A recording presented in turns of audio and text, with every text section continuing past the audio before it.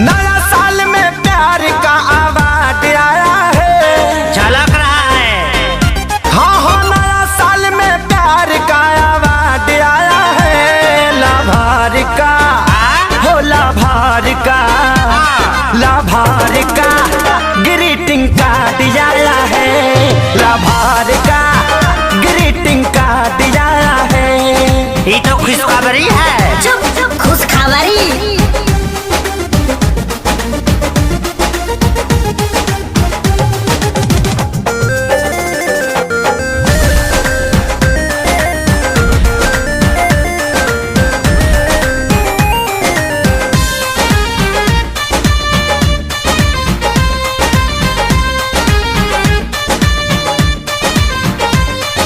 पढ़ा हूँ जब से शायरी में तो हो गया हूँ घायल।